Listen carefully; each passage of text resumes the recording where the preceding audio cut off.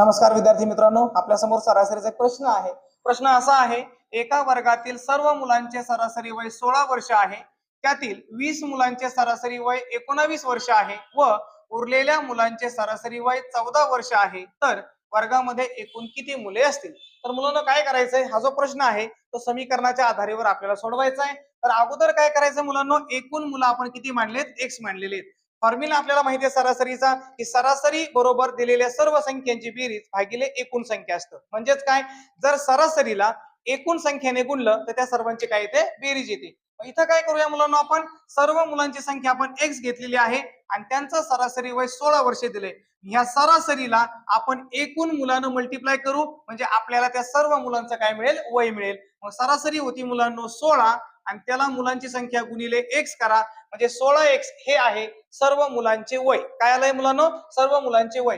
आता त्यांनी काय केलं, हे जे सर्व मुलाचं वय होतं ते दोन भागामध्ये विभागले। म्हणजे कसं, एकदा त्यातील 20 मुलं घेतलेत आणि नंतर उरलेले मुलं घेतलेत मुलांना। आता त्यातले जे पहिले 20 मुलं आहेत त्यांचं सरासरी वय 19 वर्ष आहे, म्हणजे मुलांची संख्या मुलांना 20 आणि गुणिले त्याची सरासरी किती? 19, म्हणजे हे पहिल्या 20 मुलांचं एकूण वय आपल्याला मिळेल। त्याच्यानंतर हे झाले पहिले 20 मुलं, आता त्याच्यामध्ये मला प्लस करायचंय काय? उरलेल्या मुलांची संख्या। आता उरलेले मुलं आपल्याला माहिती नाहीयेत, तर सर्व एकूण मुलं आपण एक्स घेतलेले आहेत मुलांना, त्या एक्स मधून 20 मुलं गेले म्हणजे काय करायचे? -20 करायचे। हे झाले उरलेले मुलं मुलांना, ठीक आहे। आणि मग उरलेल्या मुलांची सरासरी वय किती दिलं आपल्याला? 14 वर्ष दिलंय। मग उरलेल्या मुलांच्या संख्येला त्यांच्या सरासरीने मल्टिप्लाय करायचंय, मग आपल्याला हे असं समीकरण तयार झालं। तर पहा, हे आहे एकूण मुलांचं वय, त्यानंतर पहिल्या 20 मुलांचं आणि हे उरलेल्या मुलांचं वय झालं। तर मग समीकरण सॉल्व्ह करू मुलांना आपण।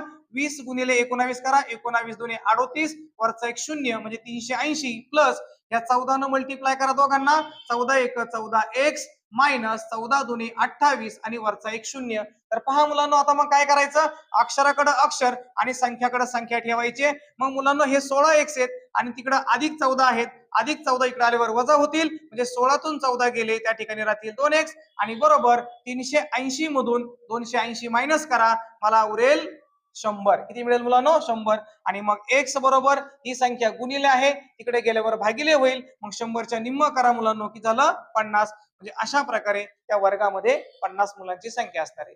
धन्यवाद।